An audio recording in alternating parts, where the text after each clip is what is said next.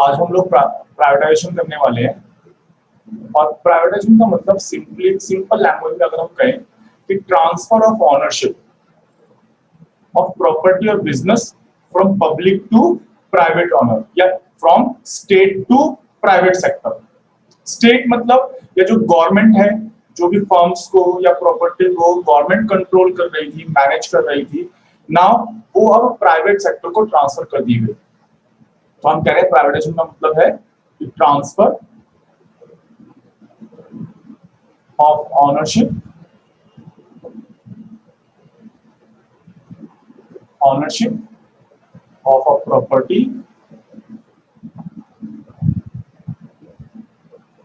of a property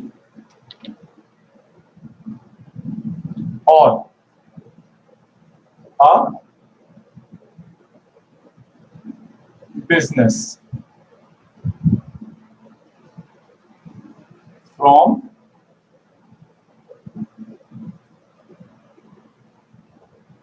public,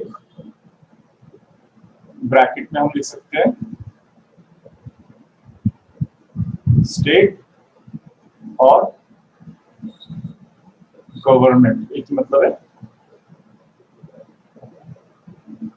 to private honour.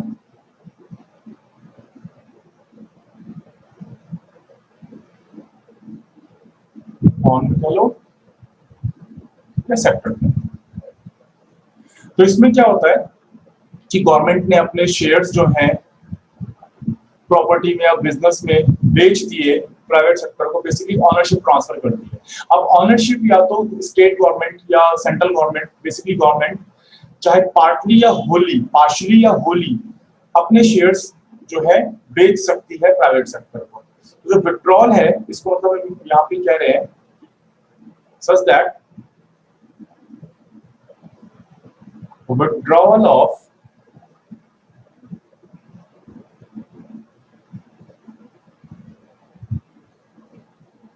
State का मतलब वही गवर्नमेंट, स्टेट फ्रॉम एन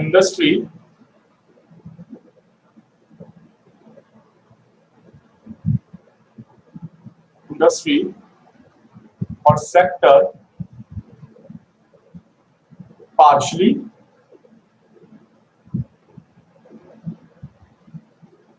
और होली, या तो पार्ट ऑफ शेयर अपने बेच देगी या पूरी तरीके से अपने शेयर्स को बेच देंगी प्राइवेट सेक्टर को, है ना। तो यहां से हम क्या देख सकते हैं, प्राइवेटाइजेशन की जो मेन फीचर्स है हम वो देख सकते हैं। यहाँ पे फीचर्स, जो मेन फीचर्स हैं वो क्या है, देखो। तो पहला हम कह सकते हैं कि यहाँ पे सबसे पहले जो बात हो रही है वो किसकी हो रही है, ट्रांसफर ऑफ ऑनरशिप की बात हो रही है। तो ट्रांसफर ऑफ ऑनरशिप के अंदर जो कंपनी की ऑनरशिप है या अंडरटेकिंग्स है, फर्म्स की जो ऑनरशिप है वो ट्रांसफर कर दी जाती है प्राइवेट सेक्टर को। तो फर्स्ट फीचर तो यही हो गया। सेकंड फीचर हम क्या कह सकते हैं कि लैक ऑफ गवर्नमेंट इंटरफेरेंस। भाई जब गवर्नमेंट अपने शेयर बेच देगी तो जो पर्टिकुलर कंपनी या इंडस्ट्री है उस पर गवर्नमेंट कंट्रोल कम हो जाएगा, यानी गवर्नमेंट इंटरफेरेंस कम हो जाएगा, और जो अब एक्टिविटीज हैं वो प्राइवेट सेक्टर करेगा। तो because of privatisation it reduces the government influence on the particular industry और सेक्टर। थर्ड हमारे पास क्या है, इकोनॉमिक डेमोक्रेसी। इकोनॉमिक डेमोक्रेसी का मतलब क्या हो गया, देखो जब स्टेट ओन्ड या गवर्नमेंट ओन्ड इंडस्ट्रीज होती हैं या फर्म्स होती हैं उन पे मार्केट फोर्सेस का कोई इंपैक्ट नहीं पड़ता, यानी उनको लॉस से प्रॉफिट से मतलब नहीं है। गवर्नमेंट इज ओन्ड है, वो अपने अकॉर्डिंगली काम करती है और उनकी अपनी एक मोनोपोली होती है उस इंडस्ट्री में। जैसे रेलवे में है, रेलवे में गवर्नमेंट की मोनोपोली है, ऐसी बहुत सारी चीजें हैं जहां पे इस इंडस्ट्री से, जहां पे गवर्नमेंट की मोनोपोली है, वहां पे डिमांड एंड सप्लाई का लॉजिक नहीं चल रहा है, और गवर्नमेंट की अपनी मोनोपोली है, मार्केट फोर्स सप्लाई नहीं हो पा रही। यानी इकोनॉमिक डेमोक्रेसी का मतलब क्या है? इकोनॉमिक डेमोक्रेसी का मतलब है कि फोर्स या forces of demand and supply का वर्क काम करना, ठीक है, डिमांड एंड सप्लाई का काम करना। लेकिन जो गवर्नमेंट एंटिटीज होती हैं, गवर्नमेंट फर्म्स होती हैं, इन पर डिमांड एंड सप्लाई काम ही नहीं कर रही है, बेसिकली फोर्स पे अप्लाई नहीं हो पा रही है। तो जब प्राइवेटाइजेशन हो जाता है तो इकोनॉमिक डेमोक्रेसी आ जाती है। मींस जो इकोनॉमिक एक्टिविटीज है वो मोर डेमोक्रेटिकली हो रही है, यानी वो अब डिमांड और सप्लाई को ध्यान में रखते हुए काम हो रही है, गवर्नमेंट की मोनोपोली खत्म हो जाती है। ठीक, चलो फीचर्स हो गए, प्राइवेटाइजेशन का मतलब हो गया। अब प्राइवेटाइजेशन का ऑब्जेक्टिव देख लेते हैं। ऑब्जेक्टिव, पहला ऑब्जेक्टिव है कि improved efficiency,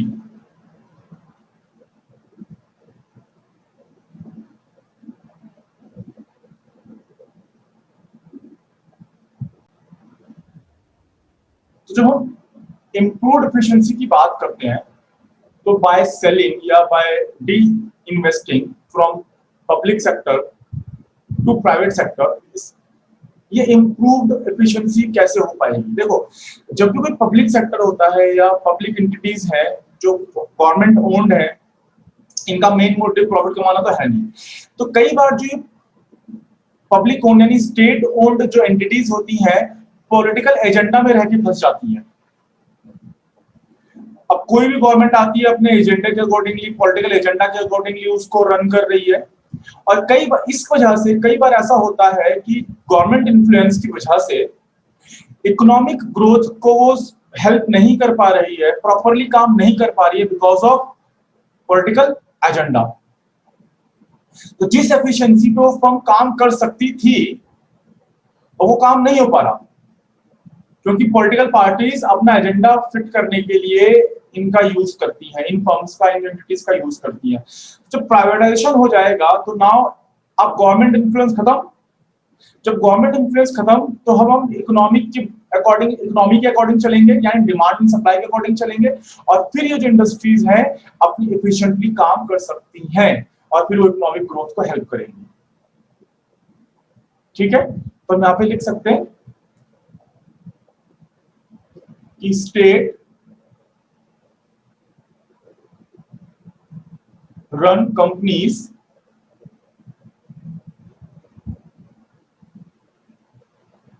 are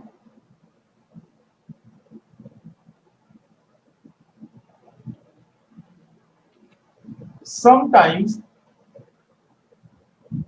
influenced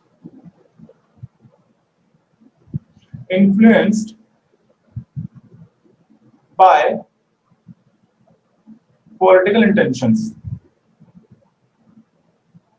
intentions लिख दो, एजेंडा लिख दो, सब चलेगा, कोई दिक्कत नहीं है। Intentions rather than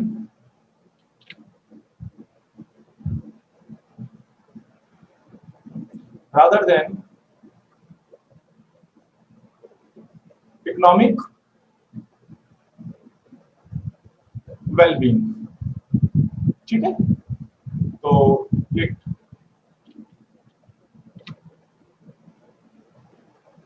it hinders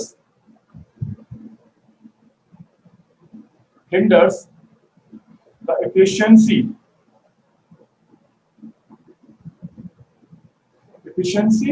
of public sector companies and prevents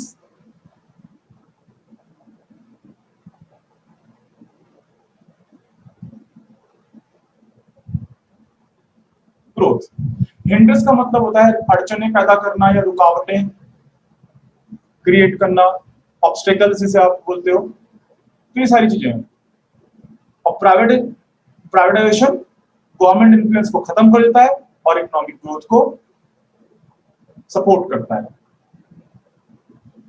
यहाँ पे लिख लो, अगर लिखना चाहो तो, वैसे इतना भी काफी है कि इंप्रूव एफिशिएंसी। आप बता सकते हो कि privatisation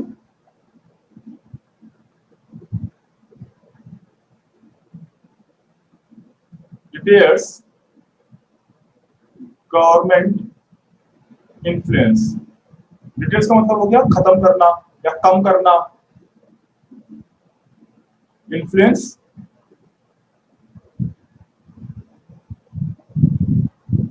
and aids economic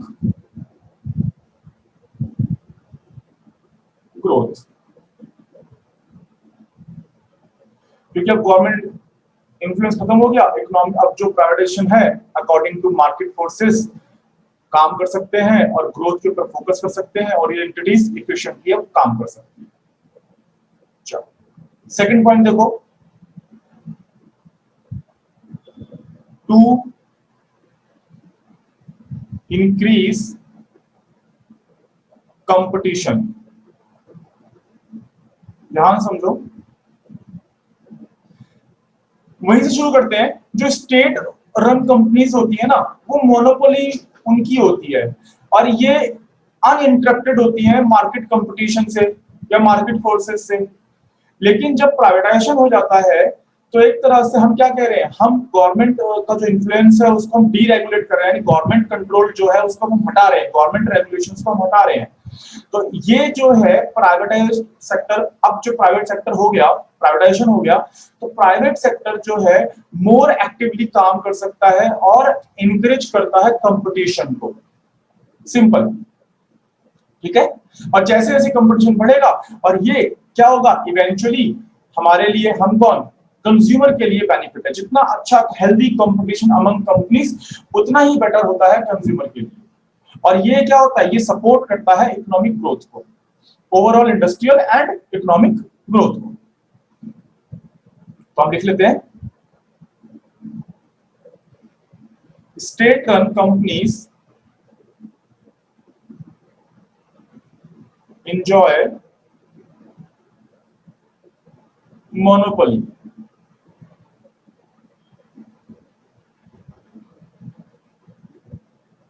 and remain uninterrupted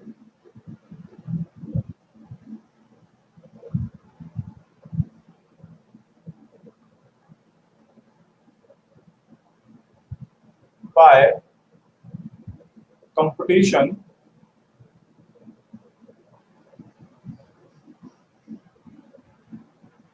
in the market। ठीक है। अब प्राइवेटाइजेशन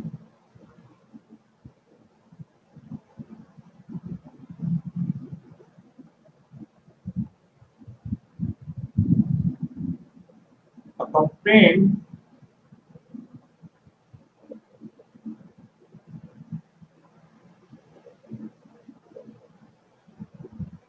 accompanied का मतलब हो गया कि along with कह लो, along with मतलब इस प्राइवेटाइजेशन तो हुआ, साथ के साथ आपने क्या किया, बाय deregulation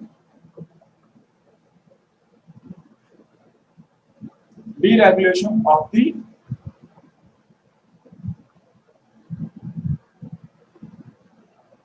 मार्केट। डीरेगुलेशन का मतलब कि मार्केट पे आपने जो बहुत सारे रूल्स एंड रेगुलेशंस लगा रखे थे उनको हटा देना, जो कई सारी बंदिशें लगा रखी थी रेगुलेशन या रूल्स के नाम पे, वो उनको हटा देना।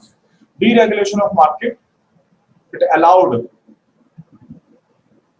allows private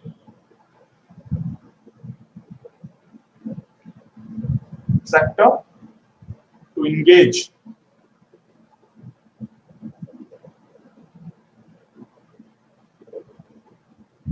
more actively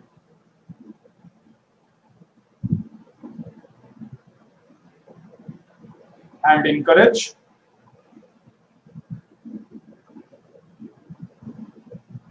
competition. ठीक है। तो प्राइवेट सेक्टर के आने से कंपटीशन हमेशा बढ़ता है। और ओवरऑल क्या होता है, यहां लिख लेते हैं, इट लेड या leads to overall industrial and economic growth. ठीक है। थर्ड है हमारे पास revenue from the sale of a company. देखो, जब भी गवर्नमेंट सेक्टर या गवर्नमेंट कंपनी को स्टेट यानी गवर्नमेंट बेच देती है या ऑनरशिप ट्रांसफर कर देती है, तो इसके बदले गवर्नमेंट को बहुत बड़ा अमाउंट, ऑब्वियसली फर्म सेल कर रही है, बहुत बड़ा अमाउंट गवर्नमेंट को मिलता है। ठीक है। नाउ इससे क्या फर्क पड़ता है, गवर्नमेंट के पास जो फाइनेंशियल स्टेटस है गवर्नमेंट का वो इंप्रूव होता है, और गवर्नमेंट अब जो बहुत ही मेजर एक्टिविटीज है और जो सोशल वेलफेयर के काम है वो उनको कर सकती है। यहां से जो पैसा, जो रेवेन्यू उन्होंने जनरेट किया है, वो सोशल वेलफेयर के लिए गवर्नमेंट लगा सकती है। और जो गवर्नमेंट के जो फिजिकल क्राइसिस है उनको भी वो दूर कर सकती है। जो घाटा गवर्नमेंट को चल रहा है, बैलेंस ऑफ पेमेंट में जो लॉसेस, उनकी जो फिजिकल डेफिसिट है, उनको वो दूर कर सकती है बाय सेलिंग दीज एंटिटीज। ठीक, तो लिख लेते हैं, a primary objective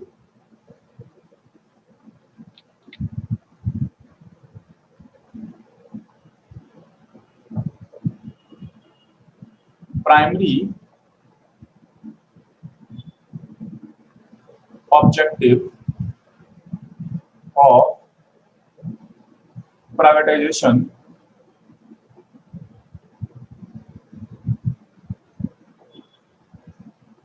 is a one-time revenue generation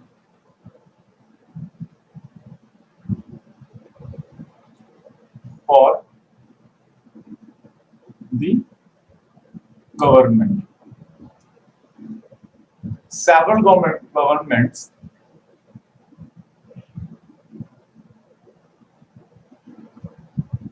have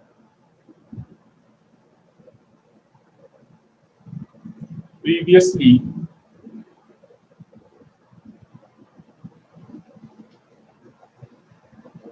resorted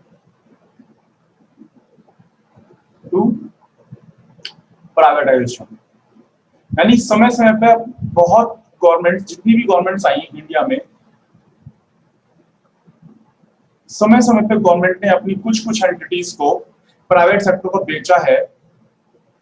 जब उनको फाइनेंशियल क्राइसिस या फिजिकल क्राइसिस को फेस किया उन्होंने, गवर्नमेंट के पास पैसा कम था, एक्सपेंडिचर बहुत ज्यादा थे, तो गवर्नमेंट ने अपनी एंटिटीज को, कंपनीज को बेचा प्राइवेट सेक्टर के हाथों, वहां से वन टाइम रेवेन्यू जनरेट किया when facing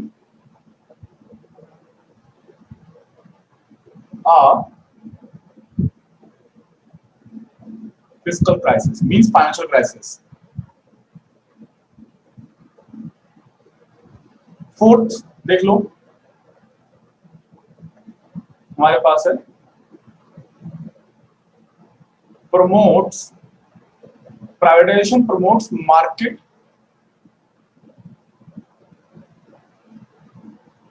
dynamism,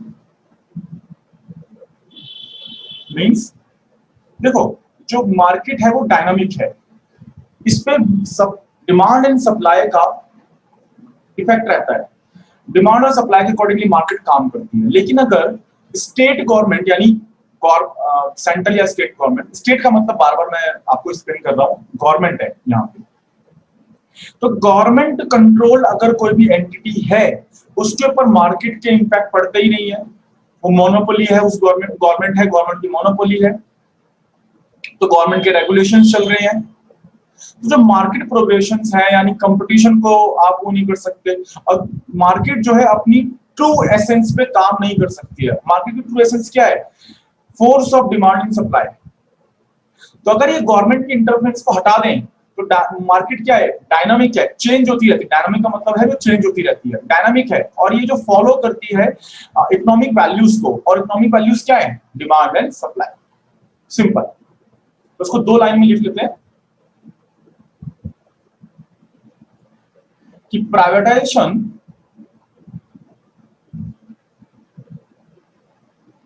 liberates, liberates का मतलब हो गया shackle free, freedom, liberates the economy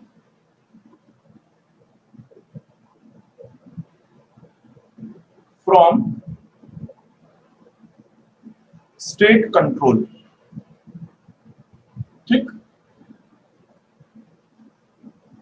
तो due to a lack of government interference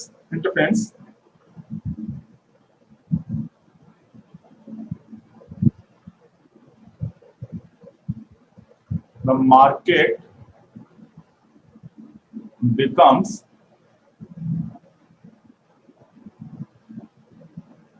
more dynamic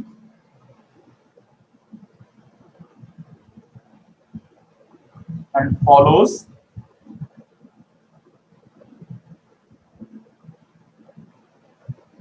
integral economic values of demand and supply। अब आगे देखते हैं कि जो पब्लिक सेक्टर प्राइवेटाइजेशन का एक और मोटिव था यहाँ पे, कि जो पीएसयूज यानी पब्लिक सेक्टर यूनिट्स थी, इनकी इफिशिएंसी को टू इंप्रूव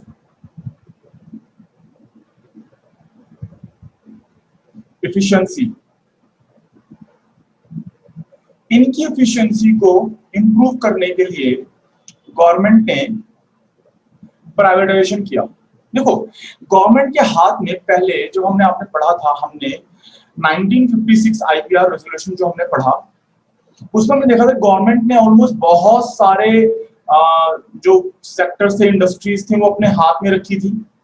गवर्नमेंट को मल्टीपल यूनिट्स देखनी पड़ रही थी, एंटिटीज देखनी, इंडस्ट्रीज देखनी पड़ रही थी। तो इससे गवर्नमेंट की जो एफिशिएंसी थी वो भी डाउन होती जा रही थी। भाई देखो, अगर आपके हाथ में मैं अगर खूब सारा सामान रख दूं तो आप उसको ढंग से लोड नहीं ले पाएंगे। उसका ऑब्वियसली हो सकता है कुछ चीज छूट जाए आपसे, या मैं आपको एक ही समय में मल्टीपल काम दे दूं करने के लिए, तो आप नहीं कर पाएंगे। मैं आपसे कहूं कि एक ही घंटे के अंदर आपको अकाउंट्स भी करना है, इकोनॉमिक्स भी करनी है, बिजनेस भी करना है, फिर इंग्लिश भी पढ़नी है, तो आप क्या करेंगे, आप कोई भी सब्जेक्ट ढंग से नहीं कर पाएंगे। ठीक है, तो ये एफिशिएंसी को इंप्रूव करने के लिए गवर्नमेंट ने अपने हाथ में जो इंडस्ट्रीज बहुत सारी ले रखी थी उनको लेट गो किया, यानी प्राइवेटाइजेशन किया टू इंप्रूव। और कुछ ही यूनिट्स उन्होंने अपने पास रखी, बहुत कम इंडस्ट्री उन्होंने अपने हाथ में रखी। हम ये कह सकते हैं कि सिर्फ 2 या 3 इंडस्ट्री उन्होंने अपने पास रखी। अगर आप ध्यान से देखें तो एटॉमिक एनर्जी की बात करें, डिफेंस की बात कर लें और रेलवे की बात कर लें, इसके अलावा अगर छोड़ दें और कुछ केमिकल वो चीजों की प्रोडक्शन की बात अगर हम करें, इनको छोड़कर गवर्नमेंट ने लगभग सब सारी इंडस्ट्री जो है प्राइवेटाइजेशन कर दी। ठीक है, तो गवर्नमेंट ने अपनी इंडस्ट्रीज, जो इंडस्ट्रीज अपने पास रखना चाहती थी, उनकी एफिशिएंसी को इंप्रूव करने के लिए गवर्नमेंट ने कुछ स्टेप्स उठाए, जिसमें से प्राइवेटाइजेशन था। अंडर प्राइवेटाइजेशन गवर्नमेंट ने और कुछ काम किए। ऐसी इंडस्ट्रीज को नवरत्नास एंड रत्नास के नाम से, मिनी रत्ना का नाम दिया। कुछ ऐसी इंडस्ट्रीज को उन्होंने रिकॉग्नाइज किया और उनको नवरत्ना एंड मिनी रत्ना का स्टेटस दिया। Under Navratna and mini Ratna के अंडर दिस पॉलिसी गवर्नमेंट ने इन इंडस्ट्रीज को, जिनको उन्होंने गवर्नमेंट ने नवरत्ना और मिनी रत्ना बोला है, उनको गवर्नमेंट ने एक सब्सटैंशियल ऑटोनॉमी दी। सब्सटैंशियल ऑटोनॉमी का मतलब क्या हुआ कि वो अपने खुद के डिसीजन, पॉलिसीज, अपनी खुद की पॉलिसीज बना सकती हैं, खुद के डिसीजंस ले सकती हैं वो कंपनियां। अपने accordingly production and purchase and raw material procurement जो वो चाहे वो कर सकती है। गवर्नमेंट इन्फ्लुएंस वहां पे उनका कम हो जाएगा। वो गवर्नमेंट एंटिटी है, बट एफिशिएंसी को इंप्रूव करने के लिए डिसीजन में, जैसे ना लाल पिताशाही में आपके डिसीजंस डिले हो जाते हैं, फाइलें पहले ऊपर जाएगी फिर ऊपर से नीचे आएगी, तो इसमें बहुत डिले होता है। तो ये चीजें, सारी चीजें खत्म करने के लिए गवर्नमेंट ने क्या किया, आइडेंटिफाई किया नवरत्नास इंडस्ट्रीज, मिनी रत्ना इंडस्ट्रीज, और उनको कहा कि आप एक ऑटोनॉमी इंडस्ट्री है, मींस अपने डिसीजंस आप खुद ले सकते हैं अपनी फर्म्स के रिगार्डिंग, अपने कंट्रोल ऑपरेशंस के रिगार्डिंग, बिजनेस ऑपरेशंस के रिगार्डिंग जो भी डिसीजंस होंगे आप खुद लेंगे। ठीक, तो आओ इनको देखते हैं। तो हमने गवर्नमेंट ने नाम क्या दिया, Navratna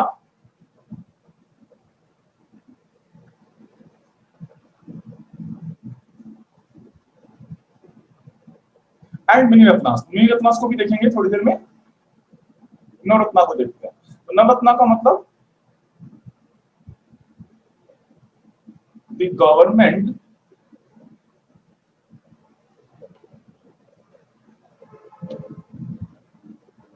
gave Navratna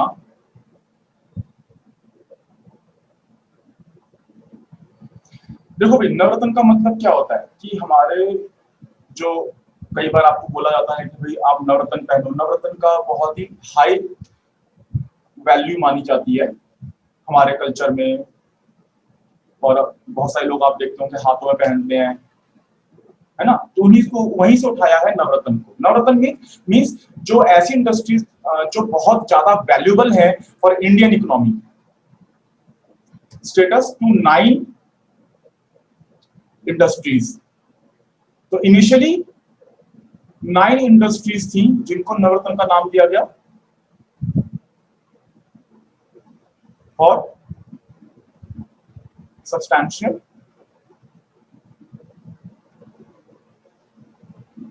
autonomy.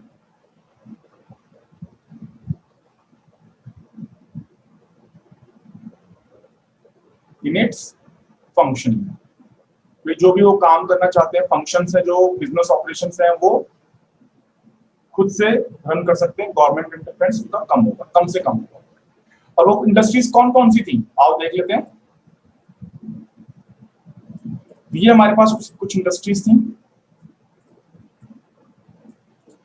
These are Bharat heavy electronic limited, विदेश संचार निगम लिमिटेड। ऐसी बहुत सारी इंडस्ट्रीज होंगी जिनके बारे में आपने पहले भी सुना हुआ है, ये वो इंडस्ट्रीज है। Videsh Sanchar Nigam limited, Indian oil corporation, Bharat petroleum corporation limited, steel authority of India limited, Indian petrochemical corporation limited, national thermal power corporation limited, Hindustan petroleum corporation limited and oil and natural gas corporation. तो initially 9 industries को नवरत्ना का नाम दिया गया।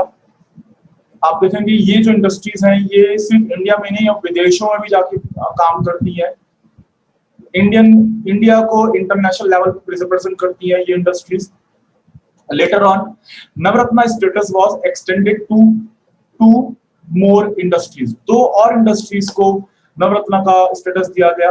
महानगर telephone निगम limited, बहुत time तक तो सिर्फ यही चलते थे, बीएसएनएल एमटीएनएल जो आप कहते हो, देखते हैं ना एमटीएनएल का जो वो सब यही है, सिम है, ब्रॉडबैंड है, जो सब यही है। महानगर टेलीफोन निगम लिमिटेड में जहां जहां प्राइवेट सेक्टर में जाता है, जैसे पहाड़ों में वहां पे तो बीएसएनएल एमटीएनएल ये तो जाते हैं जो अपना सेटअप करते हैं। और Indian oil limited in 2009 the government declared Maharatna and Mini Ratna status to some industries to enhance efficiency and profitability। कुछ इंडस्ट्रीज थी जिनको वही बताया, महारत्ना और मिनी रत्ना का नाम दिया गया। ठीक है,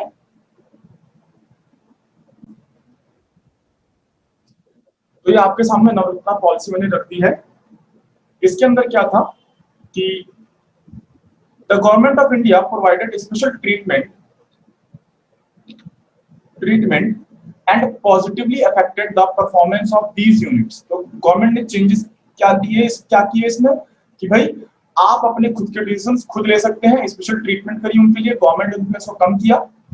units were given operational and managerial autonomy to run. Autonomy का मतलब वही हो गया कि खुद के डिसीजन आप खुद ले लो, हमसे पूछने की जरूरत नहीं है।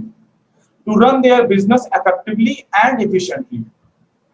सम of Navratna industries were major players in the global market. जो अभी हमने ऊपर लिखे ना, thermal power and corporation limited, और वो जो Indian oil corporation, Bharat petroleum Corporation, ये सारे बहुत हैवी इंडस्ट्रीज हैं जो इंटरनेशनल लेवल पे भी बहुत इंडिया को रिप्रेजेंट करते हैं और डिफरेंट डिफरेंट कंट्रीज में जाके काम भी करते हैं। They produce goods at cheaper cost, served as an important source of employment and form an infrastructural base. देखो, एक तो हमारे देश में इन्होंने एम्प्लॉयमेंट को प्रोवाइड किया, दूसरा जो इंफ्रास्ट्रक्चरल बेस होता है, यानी कि जो रोड, डैम्स, पुल्स, hospitals, steel production, iron production, इन सब चीजों को इन्होंने उसका इंडस्ट्रियल बेस प्रोवाइड किया और उसके ऊपर फिर प्राइवेट सेक्टर में आके काम किया और फिर इंडियन इकोनॉमी आगे ग्रो करी। विच इंड्यूस्ड प्राइवेट इन्वेस्टमेंट। इंड्यूस का मतलब हो गया एक तरह से इन्फ्लुएंस या मोटिवेट कहना, मोटिवेट, क्योंकि अब गवर्नमेंट सेक्टर यानी कि इन इंडस्ट्रीज ने, नवरत्नास ने एक इंफ्रास्ट्रक्चर बेस तैयार कर दिया, तो private sector now was motivated to invest in India in a wide range of areas of industrial growth. और इंडिया में जो इंडस्ट्रियल ग्रोथ हुआ बिकॉज ऑफ नवरत्ना की वजह से, जो उन्होंने इतने सारे इंफ्रास्ट्रक्चर बेस तैयार किए, प्राइवेट सेक्टर मोटिवेट हुआ, उन्होंने फिर इन्वेस्टमेंट करी और हमारा देश फिर आगे की तरफ बढ़ा। ठीक है, तो ये कुछ मोटिव्स थे, ऑब्जेक्टिव्स थे प्राइवेटाइजेशन के, कि किस तरह से प्राइवेटाइजेशन ने हेल्प किया इंडियन इकोनॉमी को ग्रो करने के लिए।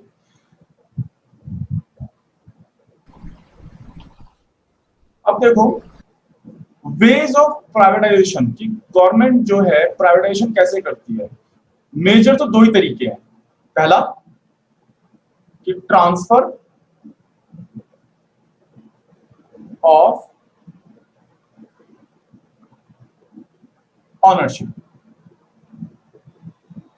इसमें हमने जो ऊपर लिखा था वही कि bye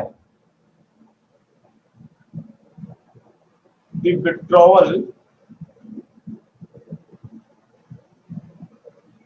withdrawal of the government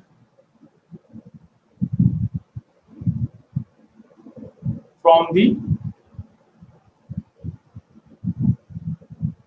ownership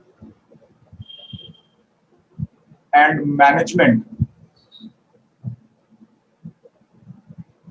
of public companies या पब्लिक सेक्टर कंपनी, जो मर्जी। और इसमें क्या करती है गवर्नमेंट, इसमें उठा के सीधा बेच दी अपनी company by the outright sale of public sector company sale कर दी किसी प्राइवेट सेक्टर को। ठीक है, एक मेथड तो ये हो गया। दूसरा जो मेजर मेथड है हम कह सकते हैं वो है डिसइन्वेस्टमेंट।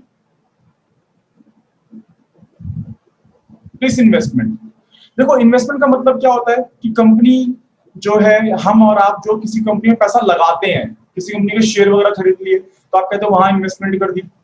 डिसइन्वेस्टमेंट का क्या मतलब हो गया, आपने उस कंपनी के शेयर थे वो बेच दिए। पहले वाले में क्या है कि ऑनरशिप, यानी कि मेरा कोई सामान है, मेरी कोई प्रॉपर्टी उठा के मैंने बेच दी किसी और को। सेकंड वाले में मैं कह रहा हूं कि मेरा पैसा लगा हुआ है, इन्वेस्टमेंट हो रखी है, मैं उसके शेयर बेच दे रहा हूं। पार्ट्स ऑफ इक्विटी मैं बेच रहा हूं। शेयर को मैं क्या बोल दिया मैंने, इक्विटी, ऑनरशिप। जो अकाउंट्स के, जो कॉमर्स के बच्चे हैं वो इस बात को समझ रहे होंगे कि इक्विटी का मतलब जो है, शेयर्स का मतलब ये है कि कंपनी की जो टोटल वैल्यू है उसको स्मॉल यूनिट में कन्वर्ट कर देना, उसी को हम शेयर्स बोलते हैं। तो शेयर्स बेच देना, इसको हमने क्या बोला, डिसइन्वेस्टमेंट बोला। तो कंपनी, जो गवर्नमेंट है, धीरे धीरे अपने शेयर्स बेच रही है मार्केट में, तो privatisation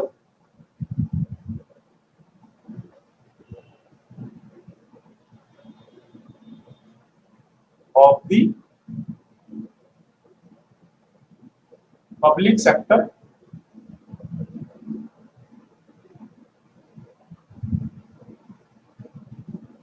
undertakings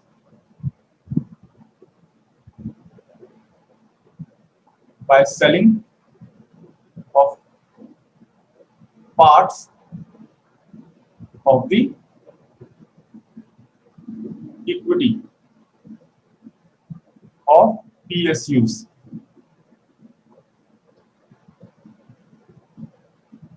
to private sector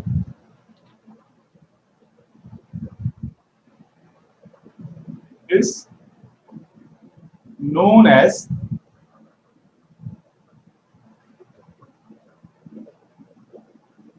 disinvestment. The purpose of the sale is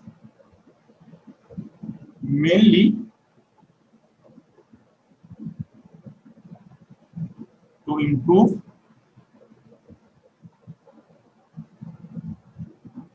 financial discipline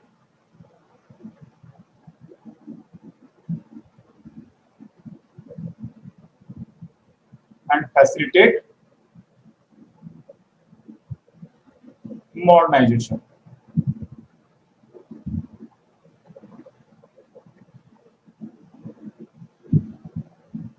कुछ और तरीके हैं प्राइवेटाइजेशन के. There are 6 methods of privatization.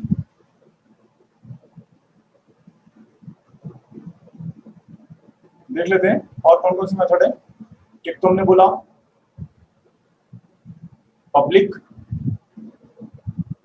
Cell of shares, दूसरा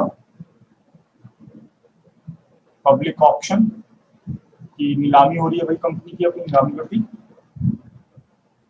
बिडिंग वगैरह जो होती है.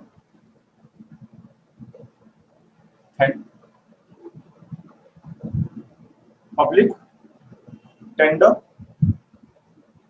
टेंडर का मतलब गवर्नमेंट ने यहाँ पे टेंडर पास अलाउ कर दिया कि जो बिडिंग लगवाओ कि भाई जो कंपनी सबसे ज्यादा टेंडर लेके आएगी यानी सबसे ज्यादा वैल्यू लेके आएगी तो वहां पे हम उसको दे देंगे. तो यहाँ पे टेंडर हो गया.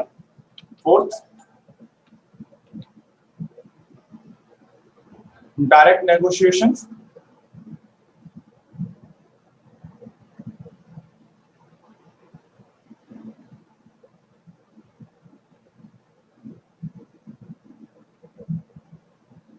Fifth transfer of